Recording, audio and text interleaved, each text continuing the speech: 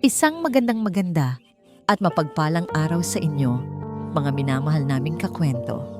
Muli, ako po ang inyong lingkod, ang inyong kasama sa bawat paglalakbay ng puso at damdamin. Sana po, nasaan man kayo ngayon, ay nasa mabuti kayong kalagayan at may ngiti sa inyong mga labi. Sabi nila, ang puso ng isang ina ay isang karagatan ng pagmamahal na hindi kailanman natutuyo. Walang hangganan ang kaya niyang ibigay, walang kapantay ang kaya niyang isakripisyo. Pero paano kung ang pag-ibig na walang sukat na yon ay siya mismong magiging dahilan ng kanyang pinakamalalim na sugat? Halina't pakinggan natin ang kwento ni Althea. Ang sikat ng araw sa umaga ay dahan-dahang gumagapang sa malawak na sala ng Villa Esperanza. Para kay Althea Soliman, ang bawat umaga ay isang biyaya, isang pagkakataon upang muling alalahanin ang mga masasayang sandali at ipagpatuloy ang buhay na iniwan ng kanyang yumaong asawa. Hawak niya ang isang tasa ng mainit na kape habang nakatitig sa larawan ni Ricardo na nakasabit sa dingding. Isang matamis na ngiti ang sumilay sa kanyang mga labi. "Hey Ricardo, mahal ko," bulong niya sa hangin. "Kung nakikita mo lang ang anak natin ngayon, malapit na siyang magkaroon ng sariling pamilya. Inihahanda ko na nga ang regalo ko para sa kanila ni Dahlia. Ang down payment para sa condominium na matagal na nilang pangarap." Isang pakiramdam ng galak ang bumalot sa kanyang puso.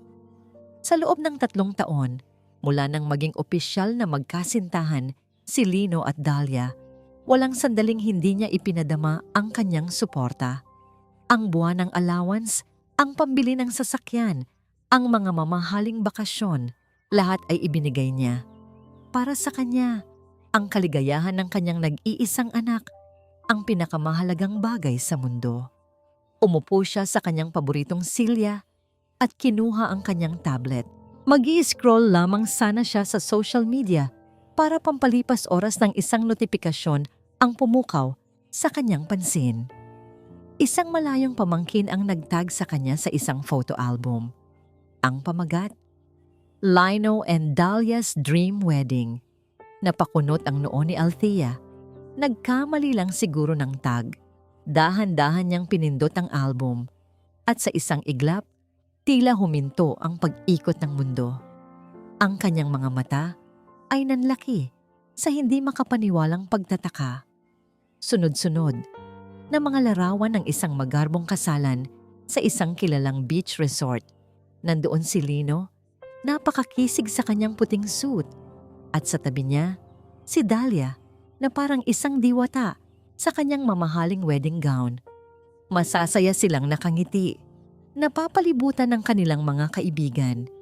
Binasa niya ang caption sa ilalim ng isang larawan kung saan magkayakap ang dalawa. "Celebrating with the most special people in our lives." Mga espesyal na tao. Ang mga salitang yon ay tila isang punyal na bumaon nang diretso sa kanyang puso. Paulit-ulit niyang tiningnan ang mga litrato, hinahanap ang sarili. Pero wala. Wala siya doon. Walang bakas ng ina na nag-aruga at nagmahal sa lalaking ikinakasal. Ang tablet ay tila bumigat sa kanyang mga kamay. Naramdaman niya ang panginginig ng kanyang mga daliri. Ang kasal ay naganap kahapon. Kahapon, habang siya ay nasa bahay, nag-aalala kung bakit hindi sumasagot sa tawag niya si Lino. Sila pala ay nagdiriwang nang walang paalam, nang walang imbitasyon. Hindi niya namalayan. Tumutulo na pala ang kanyang mga luha. Mga luhang puno ng sakit, ng pagtataka, ng pait. Bakit? Anong nagawa niyang mali? Nanginginig ang kamay na pinindot niya ang numero ni Lino.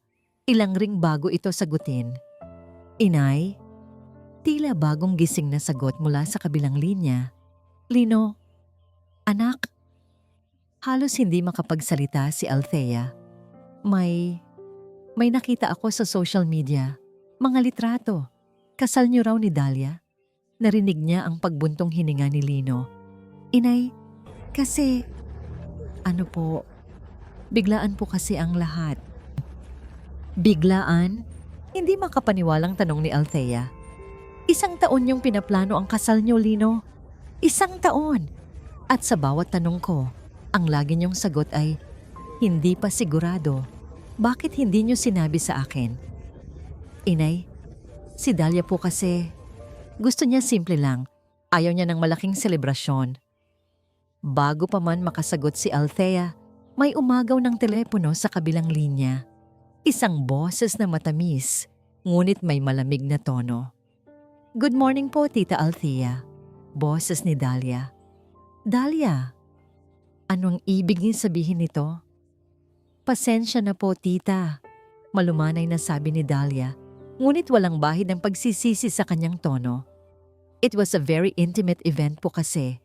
Just for our closest friends, we were going to tell you, eventually.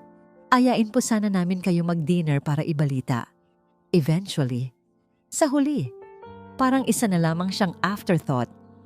Hindi niyo ako itinuturing na pamilya? Basag ang boses na tanong ni Althea. Of course po, Tita. Pero, iba po kasi, pag friends, mas casual lang po. You understand po, di ba? Hindi na nakasagot si Althea. Ang bawat salita ni Dahlia ay sampal sa kanyang pagkatao. Ang bawat pagdadahilan ay lalong nagpapatunay sa isang masakit na katotohanan. Para sa kanila, siya ay hindi isang ina. Siya ay isang bangko, isang makina na nagbibigay ng pera na hindi kailangang isama sa mahahalagang okasyon. Pinatay niya ang tawag, ibinaba niya ang telepono. Ang kaninang mainit na kape sa kanyang tabi ay malamig na ngayon, kasing lamig ng kanyang nararamdaman. Naupo siya sa dilim ng sala. Hinahayaan ang sakit na lamunin ang kanyang buong pagkatao.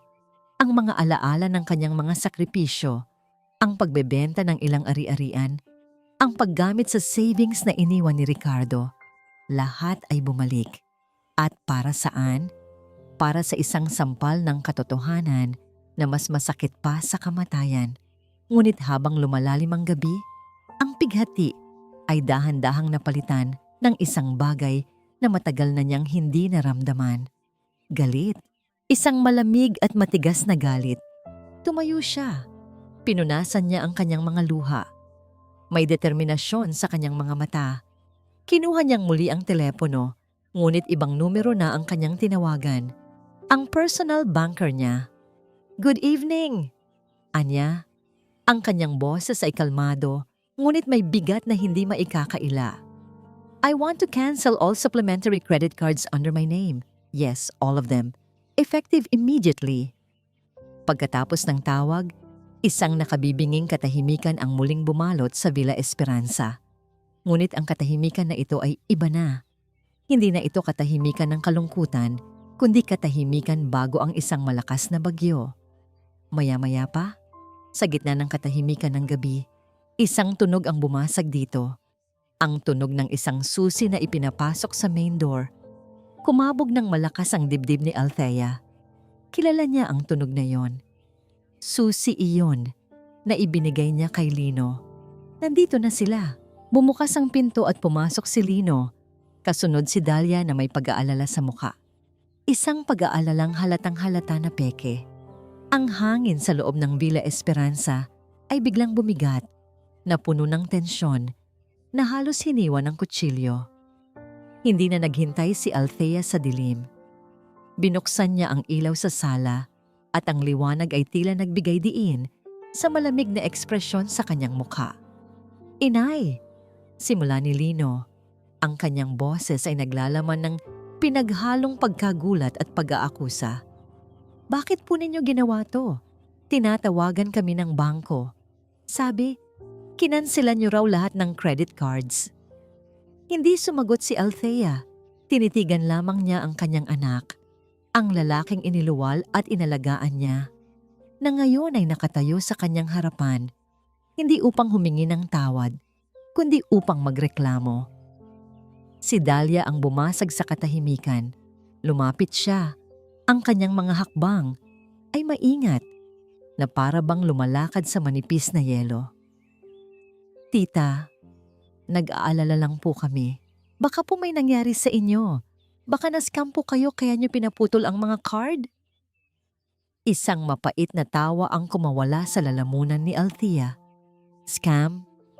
Oo, Dahlia. Na-scam nga ako sa loob ng 3 taon. Ang pagbabago sa tono ni Althea ay ikinagulat ng mag-asawa. Nawala ang malambing na ina. Ang kaharap nila ngayon ay isang babaeng may matigas na paninindigan. Inay, hindi po namin maintindihan, sabi ni Lino. Kumukunot ang noo. Dahil lang ba sa kasal? Inay naman, napakaliit na bagay. Maliit na bagay? Putol ni Althea. Ang kanyang boses ay tumaas na, nanginginig sa pinipigilang emosyon. Ang ituring akong parang basahan na itatapon na lang pagkatapos pakinabangan ay maliit na bagay? Ang ipagkait sa akin ng karapatang makita ang nag-iisa kong anak na ikinakasal ay maliit na bagay. Lino? Hindi naman po sa ganun, tita. Sabat muli ni Dahlia, ang kanyang boses ay nagsisimula nang mawalan ng pagtitimpi. Ang punto po namin, bakit kailangan yung idamay ang finances namin? May mga bills kaming kailangang bayaran. Ang monthly amortization ng kotse, ang renta ng kondo, doon na napuno si Althea. Hinarap niya ang kanyang manugang, ang kanyang mga mata ay nag-aapoy.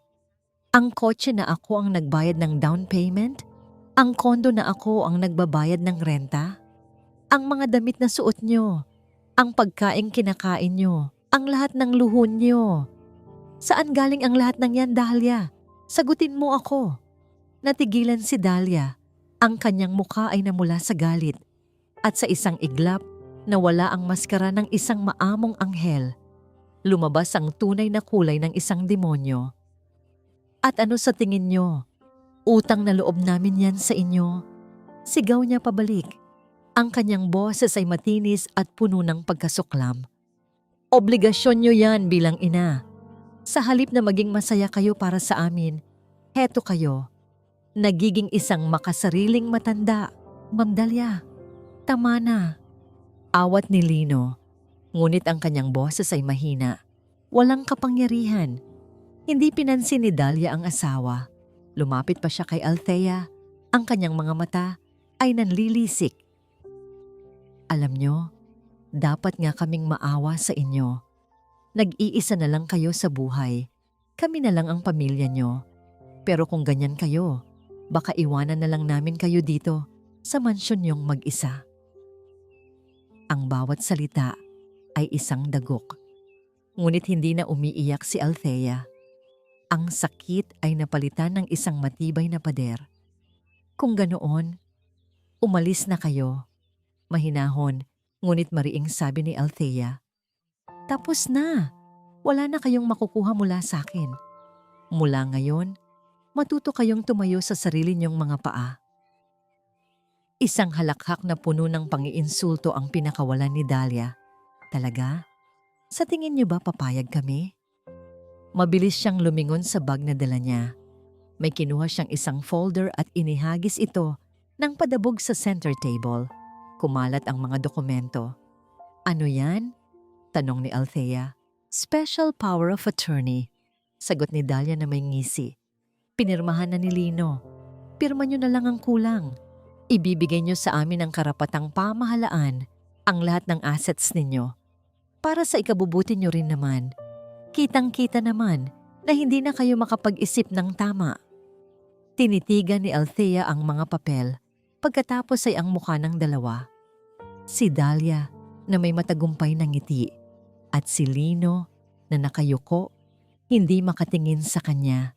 Isang duwag na nagtatago sa likod ng kanyang asawa. Hindi ko pipirmahan yan, matigas na sabi ni Althea. Kahit kailan. Pipirmahan mo yan, giit ni Dahlia. Lumapit ito at hinawakan ng mahigpit ang braso ni Althea. Nagpumiglas si Althea. Sa gitna ng pagpupumilit, ang kanyang mga mata ay napadako sa telepono sa ibabaw ng isang maliit na mesa sa tabi. Ito ang teleponong may espesyal na speed dial para sa security office ng kanilang subdivision. Sa isang malakas na tulak, nagawa niyang makawala sa pagkakahawak ni Dahlia. Itinumba niya ang coffee table na lumikha ng malakas na ingay at nagbigay sa kanya ng ilang segundong pagkakataon. Mabilis niyang tinakbo ang distansya papunta sa telepono at pinindot ang emergency button. Agad na umalingaw-ngaw ang isang malakas at nakabibinging alarma sa buong kabahayan.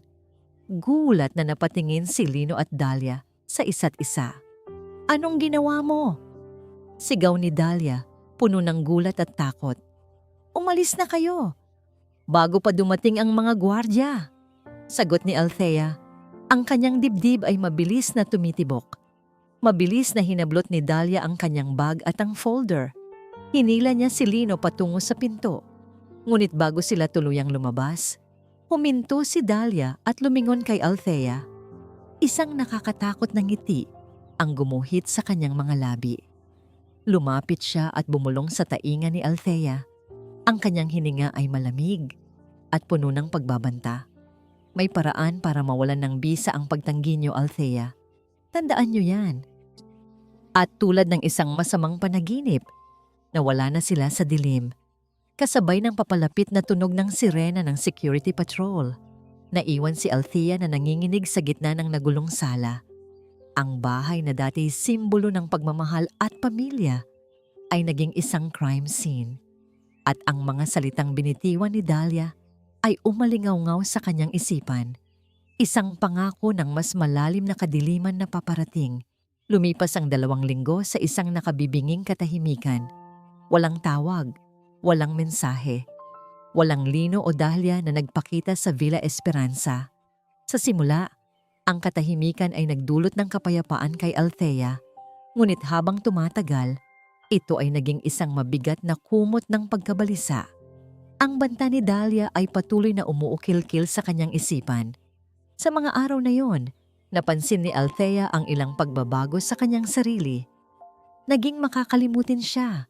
Minsan, hahanapin niya ang kanyang salamin sa mata para lamang matuklasan na suot-suot na pala niya ito. May mga pagkakataong papasok siya sa isang silid at bigla na lang hihinto. Hindi maalala kung ano ang sadya niya roon. Stress lang siguro to. Bulong niya sa sarili isang umaga habang hinahanap ang susi ng kanyang kotse sa loob ng 10 minuto na sa huli ay nakita niya lang sa loob ng refrigerator. Dala lang siguro ng sama ng loob. Isang hapon, habang nagdidilig siya ng mga halaman sa hardin, isang lalaking nakauniporme ang huminto sa tapat ng kanyang gate. Isang court process server. May inabot itong isang makapal na brown envelope. "Para po kay Mrs. Althea Soliman," sabi ng lalaki. Nanginginig ang kamay na tinanggap at pinirmahan ni Althea ang acknowledgement receipt. Pumasok siya sa loob ng bahay, umupo sa sala at tinitigan ng sobre na para bang ito ay isang ahas na handa siyang tuklawin.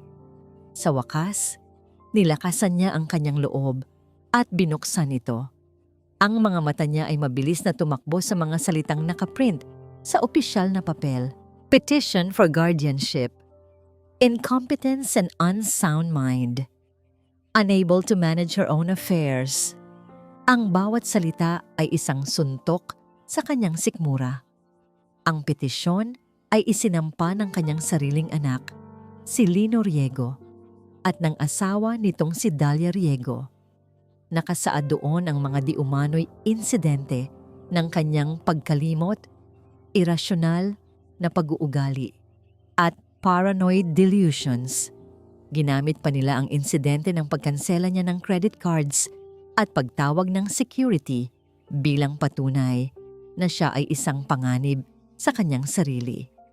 Hinihiling nila sa korte na ideklara siyang incompetent at italaga silang dalawa bilang legal guardians ng kanyang buhay at ng lahat ng kanyang yaman.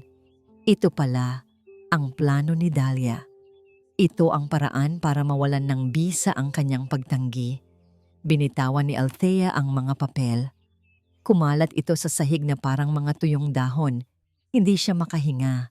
Ang sakit ay mas matindi pa kaysa noong nalaman niya ang tungkol sa lihim na kasal.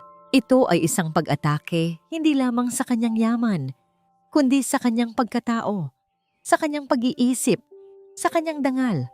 Kinabukasan, kailangan niyang lumabas para mamalengke at doon niya naramdaman ang bigat ng kanilang akusasyon. Ang maliit na bayan ng San Bartolome ay may mabilis na takbo ng balita.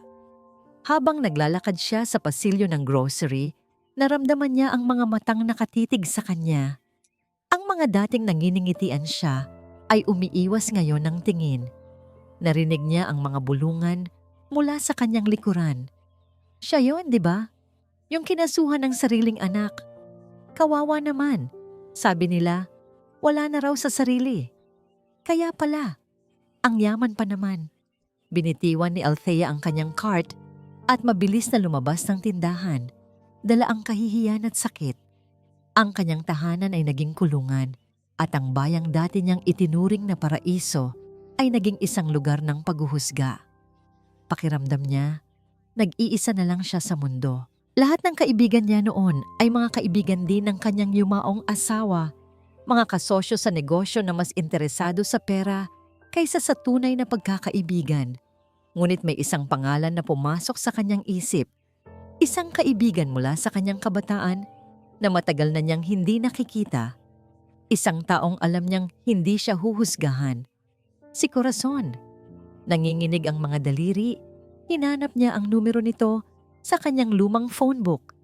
Pagkatapos ng ilang ring, isang pamilyar at masiglang boses ang sumagot. Hello? Si Cora? Halos pabulong na sabi ni Althea. Althea? Althea Soliman. Ikaw ba yan, amiga? At sa narinig na init sa boses ng kanyang kaibigan, bumigay na si Althea. Humagulgol siya sa telepono. Isinisiwalat ang lahat ng sakit, lahat ng takot, lahat ng kahihiyan. Hindi siya pinutol ni Cora. Hinayaan lamang siyang ilabas ang lahat. Nang sa wakas ay huminahon siya, isang matatag na boses ang narinig niya mula sa kabilang linya. Nasaan ka? Huwag kang aalis dyan. Papunta na ako. Wala pang isang oras, isang luma, ngunit maayos na kotse ang pumarada sa tapat ng Villa Esperanza. Bumaba si Corazon Pascual, isang babaeng may simpleng pananamit, ngunit may mga matang puno ng tapang at pag-unawa. Walang salitang pumasok siya sa bahay at niyakap ng mahigpit si Althea. Sa yakap na yon, naramdaman ni Althea ang isang bagay na matagal na niyang hindi naramdaman, ang pag-asa. Hindi ka nag-iisa, Thea, sabi ni Cora, habang hinahaplos ang likod ng kaibigan. Lalabanan natin to. At bago ang lahat, kailangan natin ng tulong. Humiwalay si Cora sa pagkakayakap at tinitigan si Althea ng diretso sa mata. May kilala akong makakatulong sa'yo. Hindi siya basta-basta. Kailangan natin ng himala at baka siya na ang himala na yon.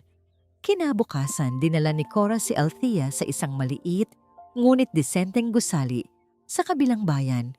Sa itaas ng pinto ay may isang simpleng karatula, Bukang Liwayway Legal Services.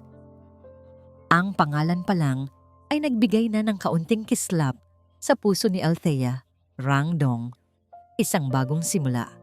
Pumasok sila sa isang opisina na puno ng mga libro. Sa likod ng isang mesa na gawa sa mahogany ay nakaupo ang isang lalaki na sa tingin ni Althea ay masyadong bata para maging isang abogado.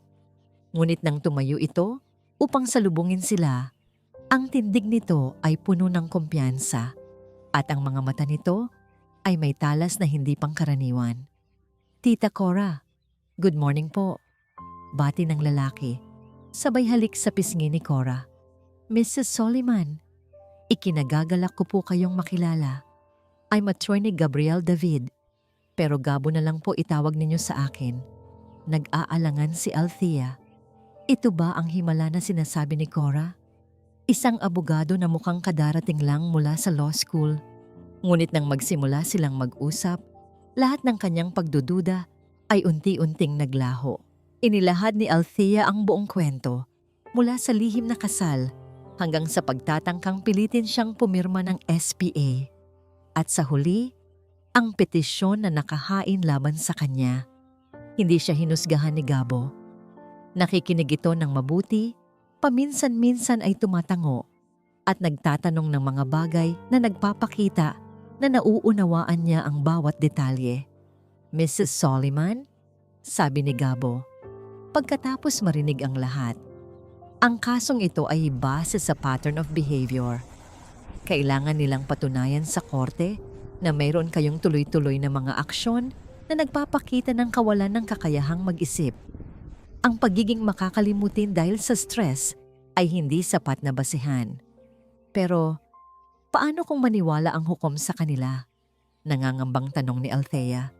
Paano kung totoo ngang nawawala na ako sa sarili? Tita Thea, malumanay na sabi ni Cora. Hawak ang kanyang kamay. Huwag mong isipin yan. Tumingin si Gabo ng diretso kay Althea. "Mrs. Soliman, naniniwala po ba kayo sa sarili ninyo?" Natigilan si Althea sa tanong. Sa gitna ng lahat ng kaguluhan, iyon ang isang bagay na hindi niya naitanong sa sarili. "Oo," sagot niya. Mas matatag kaysa sa inaasahan niya. "Oo, naniniwala ako sa sarili ko." Isang maliit na ngiti ang sumilay sa labi ni Gabo. "Good. Dahil ako rin po, naniniwala sa inyo. Pero kailangan nating maging handa. Magiging marumi ang laban na ito. Gagamitin nila ang lahat laban sa inyo." Habang nag-uusap sila, sa isang condominium unit na binabayaran mismo ni Althea, si Dahlia ay hindi mapakali. Palakad-lakad siya sa sala habang si Lino ay tahimik na nakaupo sa sofa, nanonood ng TV. "Ano ba, Lino? Pwede bang patayin mo muna yan? Hindi ako makapag-isip." Inis na sabi ni Dahlia. Pinatay ni Lino ang telebisyon. "Ano na naman ba ang problema, Da? Naisampa na natin ang kaso. Hihintayin na lang natin ang desisyon ng korte." "Akala mo ba ganun lang kadali iyon?" Singhal ni Dahlia. "Kailangan nating siguraduhin ang tagumpay. Kailangan ng mas matibay na ebidensya." Pumunta siya sa kusina. Sa ibabaw ng counter, may mga nakahandang sangkap. Mga dahon ng tsa, pinatuyong bulaklak ng lavender, at isang maliit na garapon na naglalaman ng ginadgad na ugat ng isang halaman na may kakaibang amoy. Maingat niyang tinimpla ang mga ito sa isang banga. Ito ang pampakalma na tsaa na lagi niyang ipinapadala sa kanyang biyenan. "Ito," sabi niya. Iniaabot ang isang bagong timplang salabat sa isang termos kay Lino. "Dalhin mo to kay Inay. Sabihin mo, peace offering, para ipakita na nag-aalala pa rin tayo sa kanya." "Da, hindi na niya yan tatanggapin pagkatapos ng lahat," sabi ni Lino. "Subukan mo lang," mariing utos ni Dahlia. "Maging maamo ka. Umiyak ka kung kailangan. Gawin mo ang lahat para mapainom niya yan." Biglang nagring ang telepono ni Dahlia. Nakita niya ang pangalan sa screen. Unknown. Agad siyang namutla. Mabilis siyang pumasok sa kwarto at sinagot ang tawag. "Hello?" Pabulong niyang sabi. Isang magaspang na boses ng lalaki ang narinig mula sa kabilang linya. "Miss Dahlia, 1 linggo na lang. Nasaan na ang pera ko? Bigyan niyo pa ako ng kaunting panahon." Nanginginig ang boses na pakiusap ni Dahlia. "Malapit na. Makukuha ko na ang mana. Babayaran ko kayo. Doblehin ko pa kung kailangan." 1 linggo, sabi ng lalaki. "Pagkatapos noon, hindi na pera ang sisingilin ko sa'yo. Buhay mo na." Binaba ng lalaki ang tawag. Napasandal si Dahlia sa pader. Habol ang kanyang hininga. Ang kanyang mga mata ay nagpapakita ng purong desperasyon. Hindi ito simpleng kaso ng kasakiman. Ito ay isang laban para sa kanyang kaligtasan. Samantala, pabalik sa opisina ni Gabo, isang plano na ang nabubuo. "Mrs. Soliman, simula ngayon, kailangan nating idokumento ang lahat," sabi ni Gabo, habang naglalakad pabalik sa kanyang mesa. "Isulat niyo sa isang journal ang lahat ng nangyayari sa inyo araw-araw. At kung may ipapadala o ibibigay sila sa inyo, Huwag niyong itapon. Itago niyo. Tumingin si Althea kay Cora. Pagkatapos ay kay Gabo. Ang takot sa kanyang dibdib ay hindi pa nawawala. Ngunit ngayon, may kasama na itong determinasyon. Gagawin ko, sabi niya. Mrs. Soliman, muling sabi ni Gabo. Ang kanyang boses ay seryoso. This is not just a fight for your money. This is a fight for your name. And we will win this. Kinagabihan, may kumatok sa pinto ng Villa Esperanza. Nag-aalangang sumilip si Althea sa bintana. Si Lino. Mag-isa. Naalala niya ang sinabi ni Gabo. Idokumento ang lahat. Dala ang kanyang cellphone, binuksan niya ang pinto. Sinisiguradong nakarecord ang video. Nakatayo si Lino sa labas. May hawak na termos. Ang kanyang mga mata ay namumumugto na para bang kagagaling lang sa iyak. Inay, sabi niya sa basag na boses, patawarin niyo po ako. Hindi ko po sinasadya ang lahat ng ito. Si Dahlia, pinilit niya lang ako. Hindi umimik si Althea. Patuloy lamang siyang nagre-record. Inay, please, nag-aalala ako sa inyo. Heto po, nagdala ako ng tsa, gawa ni Dahlia. Pampakalma daw po. Peace offering namin. Pakiusap, tanggapin niyo na po. Para magkaayos na tayo. Isang bahagi ng puso ni Althea ang gustong maniwala.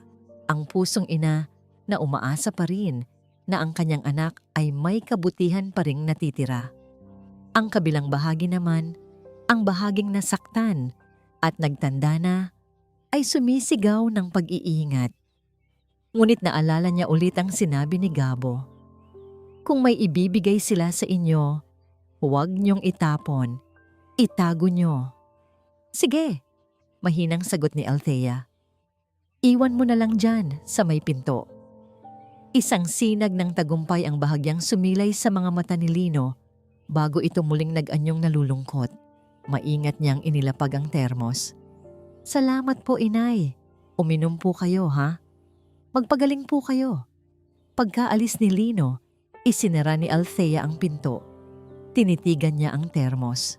Sa halip na itapon, kumuha siya ng isang maliit na sample, inilagay sa isang malinis na bote, at itinago ito sa likod ng kanyang aparador. Ang natira ay ibinuhos niya sa lababo. Ngunit ang hindi niya alam, ang pagbisitang yon ay hindi ang tunay na patibong. Makalipas ang isang linggo, dumating ang araw ng unang pagdinig para sa petisyon, isang mandatory mediation conference. Pumasok si Althea sa silid ng korte kasama si Gabo. Ang kanyang puso ay malakas na kumakabog. Sa kabilang panig ng mesa, naroon si Lino at Dahlia kasama ang kanilang abogado, isang mas matandang lalaki na may mapanuring mga mata. Ang mediator, isang babaeng hukom, ay sinubukang ayusin ang gusot sa pagitan ng pamilya. Ngunit si Dahlia ay matatag sa kanyang paninindigan. Your Honor, sabi ni Dahlia, ang kanyang boses ay puno ng pekeng pag-aalala. Mahal na mahal po namin si Tita Althea. Kaya po kami nandito ay dahil natatakot kami para sa kanyang kaligtasan. Nang tanungin si Althea, sinubukan niyang ipaliwanag ang kanyang panig ng mahinahon. Ngunit ang abogado ni Lino, si Attorney Fernandez, ay nagsimulang magbato ng sunod-sunod na mga tanong. Mrs. Soliman, totoo po ba na kamakailan lang ay tinawagan niyo ang security para palayasin ang sarili niyong anak? Totoo. Dahil isang simpleng oo o hindi lang po, Mrs. Soliman. Totoo po ba? At totoo rin po ba na bigla na lang ninyong kinansela ang lahat ng financial support sa kanila nang walang malinaw na dahilan? May dahilan. Hindi nila ako inimbita sa kasal nila. Ang hindi pag-imbita sa kasal, para sa inyo, ay sapat na dahilan para ilagay sa alanganin ang kanilang buhay? Hindi po ba iyon isang overreaction? Isang bagay na gagawin ng isang taong hindi stable ang pag-iisip? Biglang nakaramdam si Althea ng pagkahilo. Ang mga ilaw sa silid ay tila masyadong maliwanag. Ang mga boses ay nagsimulang mag-echo sa kanyang tainga. Nagpatuloy si Attorney Fernandez, Mrs. Soliman, para lang po ma-establish natin ang inyong state of mind. Maaari niyo po bang sabihin sa korte kung kailan ang eksaktong kaarawan ng inyong anak? Si Lino? Isang simpleng tanong. Isang tanong na dapat ay alam na alam niya. Ngunit sa sandaling iyon, ang kanyang isipan ay naging isang blankong pader. Kailan nga ba? August o September? Anong petsa? Bakit hindi ko maalala? Nakatitig ang lahat sa kanya. Ang hukom, ang kanyang mga kaaway, maging si Gabo. Mrs. Soliman, ulit ng abogado. Nanuyo ang kanyang lalamunan. Ika-17 ng Setyembre. Hula niya, ang kanyang boses ay nanginginig. Isang buntong hininga ng pagkalungkot ang pinakawalan ni Dahlia. Yumuko si Lino. Iwinawasiwas ang kanyang ulo na parabang labis na nasasaktan. Your Honor, sabi ni Attorney Fernandez, ang kanyang boses ay puno ng awa. Ang kaarawan po ni Mr. Riego ay sa ika-27 ng Agosto. Isang malamig na kaba ang gumapang sa buong katawan ni Althea. Paano nangyari iyon? Paano niya nakalimutan ang kaarawan ng sarili niyang anak? Tumingin siya kay Gabo, naghahanap ng tulong. Ang mukha ni Gabo ay seryoso. May pag-aalala sa kanyang mga mata, ngunit meron ding isang kislap ng pagdududa. Nakita ng hukom ang lahat. Dahil sa mga ipinakitang inconsistencies sa memorya ni Mrs. Soliman at sa bigat ng mga akusasyon, sabi ng hukom sa isang formal na tono, "This mediation has failed. I am hereby ordering a mandatory psychiatric evaluation for Mrs. Althea Soliman to be conducted by a court-appointed physician." Ang mga salitang iyon ay parang isang martilyo na pumukpok sa kanyang dibdib. Isang pagsusuri sa pag-iisip. Isang hatol na bago pa man ang tunay na paglilitis. Paglabas nila ng silid, nakita ni Althea ang ngiting tagumpay sa mukha ni Dahlia. Si Lino ay umiwas ng tingin. Si Althea ay napahawak sa braso ni Gabo. Ang kanyang mga tuhod ay nanghihina.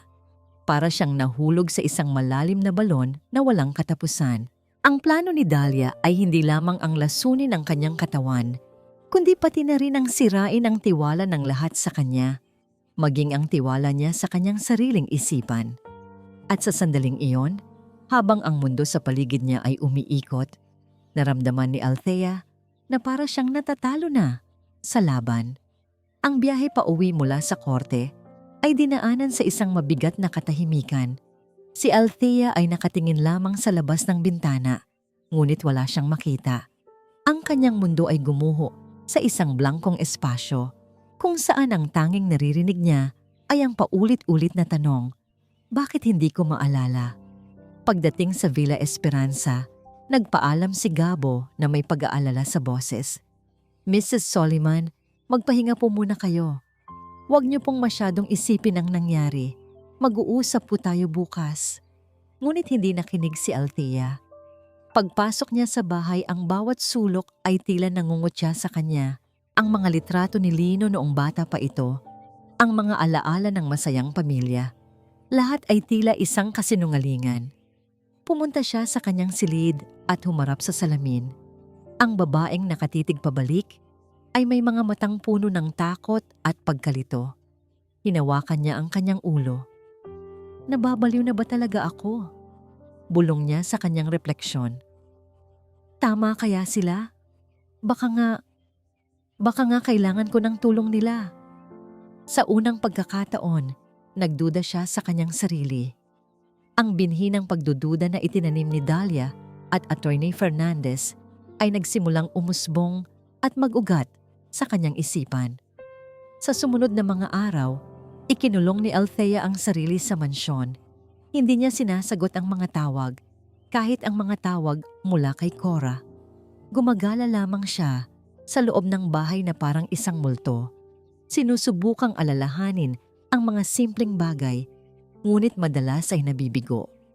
Ang isip niya ay tila napapalibutan ng isang makapal na hamog. Sa isang sandali ng matinding kabiguan at galit, inihagis niya ang isang plorera sa sahig at ang tunog ng nabasag na babasagin ay umalingaw-ngaw sa katahimikan ng bahay. Hindi sumuko si Cora. Araw-araw siyang pumupunta, kumakatok sa pinto. "Thea, amiga, buksan mo to." Sigaw niya mula sa labas. "Huwag mong hayaang kainin ka ng dilim. Hindi ka nag-iisa. Naaalala mo ba ang sabi ni Ricardo? Ikaw ang pinakamatapang na babaeng kilala niya. Patunayan mo sa kanilang lahat na hindi sila magtatagumpay." Ang mga salita ni Cora ay dahan-dahang tumagos sa pader na itinayo ni Althea sa paligid ng kanyang sarili. Samantala, si Gabo ay hindi rin tumigil. Ang nangyari sa korte ay hindi nakasira sa kanyang loob. Bagkus, ito ay nagbigay sa kanya ng mas matinding hinala. Ang pagkalimot ni Althea ay hindi natural, masyadong biglaan, masyadong perpekto para sa plano ng kalaban. Binalikan niya ang lahat ng ebidensya, ang video recording ni Althea noong gabi na dinala ni Lino ang termos. Pinanood niya ito ng paulit-ulit. Walang kakaiba, maliban sa desperadong pagpupumilit ni Lino na tanggapin ang tsa.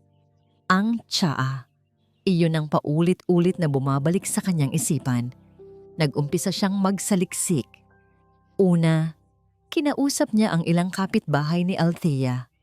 Isang matandang babae ang nagkwento. "Naku, attorney," sabi ng kapitbahay. "Yang si Dahlia, bago pa sila magkagulo, lagi niyang nagdadala ng tsaa dyan kay Althea. Tuwang-tuwa pa nga si Althea. Herbal tea daw, special family recipe para sa mga senior. Mabait na bata yan, sa isip ko noon. Special family recipe." Ang mga salitang yon ay nag-trigger ng alarma sa isip ni Gabo. Ginamit niya ang internet. Nag-research siya tungkol sa mga halamang gamot na may epektong pampakalma at sa mga posibleng side effects nito. Nagbasa siya ng mga medical journals, mga artikulo tungkol sa toxicology. Pagkatapos ng ilang oras ng paghahanap, isang artikulo ang nakakuha ng kanyang pansin. Ito ay tungkol sa isang hindi gaanong kilalang halaman sa Pilipinas, ang makahiya, Mimosa pudica. Kilala ito sa mga benepisyo nito sa kalusugan, ngunit ang artikulo ay nagbabala. Ang ugat nito, kapag ginamit sa maling dosis o sa mahabang panahon, ay maaaring magdulot ng temporary cognitive impairment, memory loss, and symptoms mimicking early onset dementia. Napatayo si Gabo. Ang lahat ng sintomas ay tugma sa nangyayari kay Althea.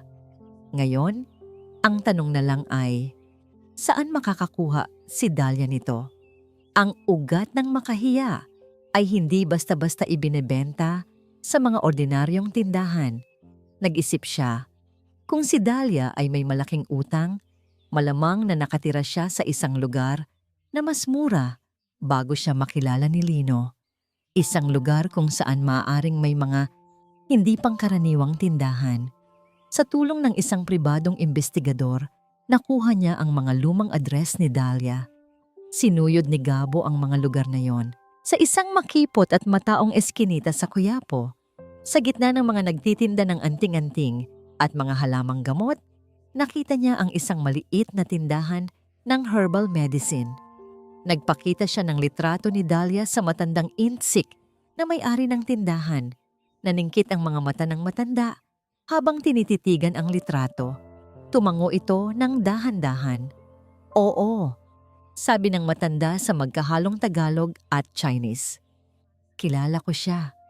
Madalas bumili yan dito ng ugat ng makahiya. Marami.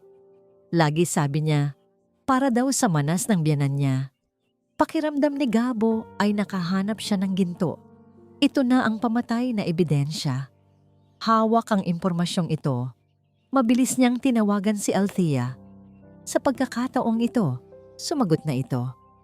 "Mrs. Soliman," sabi ni Gabo. Ang kanyang boses ay puno ng pagkaapurahan. "May itatanong po ako. Yung termos ng tsaa na dinala ni Lino, naitago niyo pa po ba? Ang araw ng huling paglilitis ay dumating Ang hangin sa loob ng korte ay mabigat at siksik sa tensyon. Si Dahlia at Lino ay nakaupo sa isang panig. Ang kanilang mga mukha ay nagpapakita ng isang kalmadong kumpiyansa. Sa isip nila, tapos na ang laban. Ang resulta ng psychiatric evaluation, bagamat hindi conclusive para sa demensya, ay nagsabing si Althea ay dumaranas ng severe stress and significant memory lapses na sapat na para sa kanila. Sa kabilang panig, pumasok si Althea, ngunit hindi na siya ang babaeng nalilito at natatakot na nakita ng korte noong huli.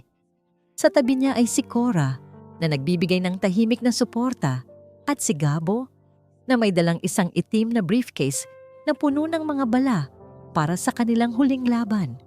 Sa loob ng ilang araw na hindi pag-inom ng anumang tsa, maliban sa ordinaryong tubig, unti-unting luminaw ang isip ni Althea. Ang hamog ay naglalaho na. All rise! Anunsyo ng bailiff. Nagsimula ang paglilitis. Unang iprenesenta ni Attorney Fernandez ang kanilang mga argumento. Inuulit ang mga di-umano'y palatandaan ng pagkasira ng isip ni Althea. Pagkatapos ay tinawag niya si Dahlia sa witness stand. Umarte si Dahlia bilang isang nag-aalalang manugang. Mahal na hukom, sabi niya habang may pekeng luha sa mga mata. Ginagawa lang po namin ito para protektahan si inay. Natatakot po kami na baka may gawin siyang ikapahamak niya. Nang pagkakataon na ni Gabo para mag-cross-examine, tumayo siya ng dahan-dahan. Mrs. Riego, magalang niyang simula. Nabanggit niyo po na mahal niyo ang inyong biyenan. Totoo po ba na bago kayo ikasal kay Mr. Riego, kayo po ay may malaking utang sa ilang hindi kilalang tao na nagkakahalaga ng mahigit 2 milyong piso? Biglang natigilan si Dahlia. Namutla ang kanyang mukha. That's irrelevant, is it? Tanong ni Gabo, lumalapit. Hindi po ba't ito ang dahilan kung bakit minadali ninyo ang kasal? Kung bakit kailangan niyong makuha ang pera ng inyong biyenan sa lalong madaling panahon? Objection, Your Honor. Badgering the witness. Sigaw ni Attorney Fernandez. Sustained, sabi ng hukom. Attorney David, stick to the main issue. My apologies, Your Honor, sabi ni Gabo. Ngunit naisagawa na niya ang gusto niya, ang magtanim ng duda sa motibo ni Dahlia. Mrs. Riego, nabanggit din po ng ilang kapitbahay na lagi niyo raw dinadalhan ng herbal tea, si Mrs. Soliman. Isang special family recipe daw po. Ano po ba ang mga sangkap nito? Mga ordinaryong halamang gamot lang po. Pampakalma, sagot ni Dahlia, halatang nag-iingat. Kasama po ba sa ordinaryong sangkap na yon ang ugat ng makahiya? Diretsong tanong ni Gabo. Ang pangalan ng halaman ay tila isang kidlat na tumama kay Dahlia. Ang kanyang mga mata ay nanlaki sa gulat at takot. Hindi ko alam ang sinasabi mo. Talaga po, sabi ni Gabo, sabay senya sa bailiff. Kung ganoon, I would like to call my next witness to the stand. Pumasok sa silid ng korte ang matandang insik na may-ari ng tindahan ng herbal. Umupo ito sa witness stand at sa ilalim ng panunumpa, kinilala niya si Dahlia bilang ang babaeng regular na bumibili ng ugat ng makahiya sa kanyang tindahan.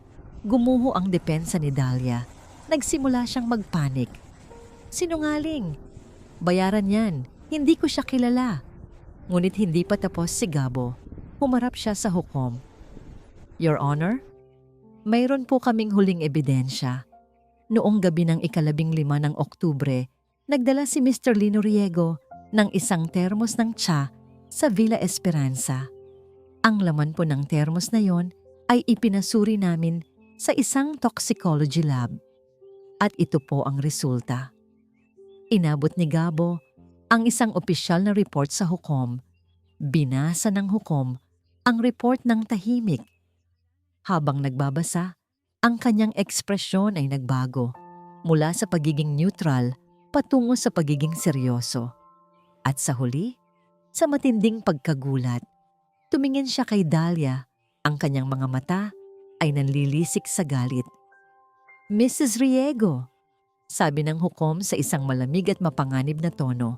Ang resulta ng laboratorio ay nagpapakita ng mataas na konsentrasyon ng isang substance na, ayon sa report, ay maaaring magdulot ng temporary but severe neurotoxic effects, including memory impairment and confusion. Ang tsaa na ito ay may lamang sangkap na dahan-dahang lumalason sa isipan ni Mrs. Soliman. Isang nakabibinging katahimikan ang bumalot sa buong silid. Biglang tumayo si Dahlia. Ang kanyang mukha ay nababalot ng desperasyon. Hindi totoo yan. Siya. Si Lino ang may pakana ng lahat. Turo niya sa kanyang asawa. Lahat ng mata ay napabaling kay Lino. Ang lalaking duwag na sa buong paglilitis ay nakayuko lamang ay dahan-dahang nag-angat ng tingin. Nakita niya ang mga matang mapanghusga ng lahat. Nakita niya ang malamig na galit sa mukha ng hukom.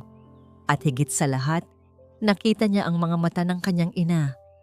Mga matang hindi nagpapakita ng galit, kundi ng isang napakalalim at nakakadurog na pighati.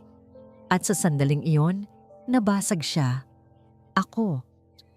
Nagsimula siyang magsalita. Ang kanyang boses ay nanginginig. Ako po ang nagdadala. Pero utos niya lang po lahat. Tumingin siya kay Dahlia at sa unang pagkakataon, may bakas ng galit sa kanyang mukha. Sinabi niya sa akin na pampakalma lang yon. Sinabi niya na para yon sa ikabubuti ni inay. Naniwala ako sa kanya. Sinungaling, sigaw ni Dahlia. Ako ang sinungaling? Ganti ni Lino. Tumatayo na rin. Sino ang may utang na milyon-milyon? Sino ang nagbanta na hihiwalayan ako kapag hindi ko sinunod ang gusto niya? Ikaw. Sinira mo ang buhay ko. Sinira mo ang relasyon namin ng nanay ko. Ang silid ng korte ay naging isang sirko ng mga sigawan at akusasyon. Silence! Sigaw ng hukom. Ang kanyang boses ay umalingaw-ngaw na parang kulog. Order in the court! Natahimik ang lahat. Tumingin ang hukom kay Althea na nanatiling tahimik sa gitna ng kaguluhan. Mrs. Soliman, sabi ng hukom, ang kanyang boses ay mas malumanay na ngayon. The petition filed against you is hereby dismissed with prejudice. You are, in the sound judgment of this court, perfectly sane and competent. Puminto siya sandali, bago tumingin kina Lino at Dahlia na may pagkasuklam. As for the two of you, this court is ordering a separate criminal investigation for attempted frustrated parricide and perjury. Bailiff, take them into custody.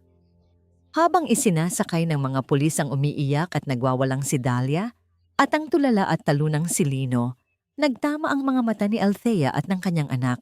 Sa huling pagkakataon, walang salitang namutawi. Tanging ang bigat ng isang nasirang pagtitiwala at isang pagmamahal na nalason. Pag-uwi ni Althea sa Villa Esperanza, ang bahay ay tila humihinga ng mas maluwag. Ang mabigat na anino na bumabalot dito sa loob ng maraming buwan ay naglaho na. Pinalitan ng sikat ng araw na malayang pumapasok sa mga bintana. Kinagabihan, bago siya dalhin sa kulungan, pinayagan si Lino na tawagan ang kanyang ina. Sa huling pagkakataon, tinitigan ni Althea ang pangalan ng anak sa screen ng telepono. Sa isang malalim na paghinga, sinagot niya ito. Inay. Boses ni Lino mula sa kabilang linya, basag at puno ng pagsisisi. Inay, patawarin niyo po ako. Alam kong huli na ang lahat. Alam kong wala akong kwentang anak.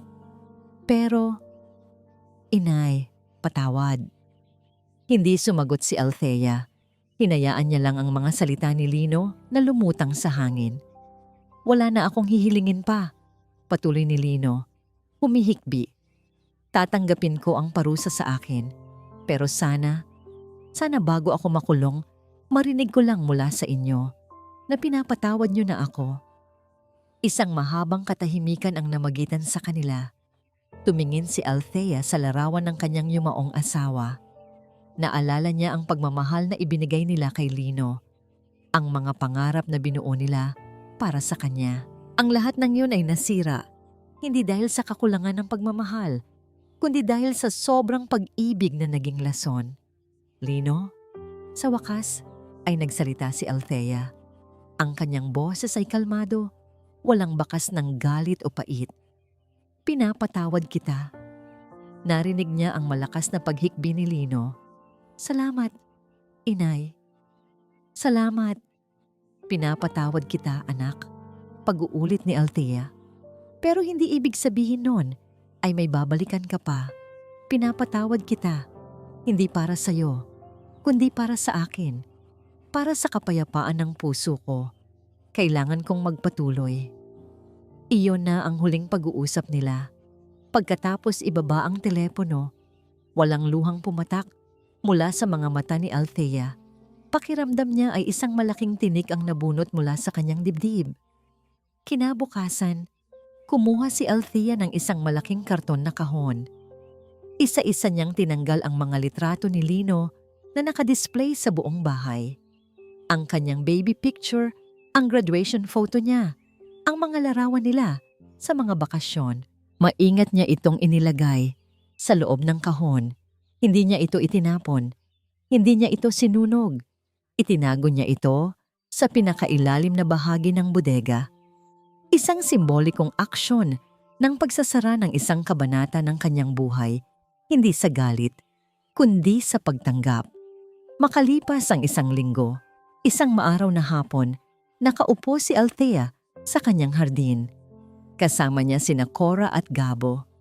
Sa mesang nasa pagitan nila ay may 3 tasa ng tsa. Isang ordinaryong Earl Grey tea na may halimuyak ng bergamot. Kamusta na ang pakiramdam mo, amiga? Tanong ni Cora. Ngumiti si Althea. Isang ngangiting totoo mula sa puso na umabot hanggang sa kanyang mga mata. Magaan, sagot niya. Sa unang pagkakataon, sa napakatagal na panahon, pakiramdam ko ay malaya ako. Tumingin siya kay Gabo. Gabo, hindi ko alam kung paano kita pasasalamatan. Trabaho ko po yon, Mrs. Soliman. Nakangiting sabi ni Gabo. Pero ang tunay na nanalo sa laban na ito ay kayo. Ang tapang niyo po. Thea na lang, Gabo. Thea na lang, sabi ni Althea. At utang ko ang tapang na ito sa inyong dalawa. Nagkatawanan sila. Ang tunog ng kanilang mga tawa ay pumuno sa hardin. Tinataboy ang mga huling bakas ng kalungkutan. So ano na ang plano mo ngayon? Tanong ni Cora. Tumingin si Althea sa kanyang paligid, sa mga bulaklak na namumukadkad, sa asul na langit. Marami, sabi niya. Magta-travel ako. Mag-aaral ako ng bagong hobby. Siguro, magbo-volunteer ako sa isang foundation. Marami pa akong gustong gawin para sa sarili ko. Itinaas niya ang kanyang tasa. For the first time in a long time, sabi niya, habang nakatingin sa magandang harapan ng kanyang bahay, this villa finally feels like Esperanza again. Sa sandaling iyon, natutunan ni Althea ang pinakamahalagang aral. Ang pag-ibig ng isang ina ay hindi dapat maging isang kadena na gumagapos, kundi isang pakpak na nagpapalaya. Hindi lang para sa anak, kundi para na rin sa kanyang sarili. At ang pinakadakilang pag-ibig na maibibigay niya ay ang pagmamahal sa sarili, ang pagbibigay halaga sa sariling kapayapaan at dignidad. Ang kanyang kwento ay hindi nagtapos sa pagkawala ng isang anak. Ito ay nagsimula sa muling pagkakahanap sa kanyang sarili. At dito po nagtatapos ang kwento ni Althea. Isang paglalakbay na nagturo sa atin na ang tunay na pagmamahal ng isang ina ay hindi lamang tungkol sa walang katapusang pagbibigay, kundi tungkol din sa pagtatakda ng hangganan, sa pagtuturo ng leksyon, at sa tapang na piliin ang sariling kapakanan kapag ang pag-ibig ay nagiging sandata na ng pananakit. Ito ang aral na sana ay baunin ninyo sa inyong mga puso. Taos-puso po akong nagpapasalamat sa inyong walang sawang pagsubaybay at sa pagbibigay ninyo ng pagkakataon na samahan kayo sa bawat emosyon, sa bawat pighati, galit at sa huli, pag-asa. Nais ko pong marinig ang inyong saloobin. Anong bahagi ng kwento ni Althea ang pinakatumatak sa inyo? At anong uri naman ng mga kwento ng pag-ibig at buhay ang nais ninyong marinig mula sa amin sa mga susunod na araw?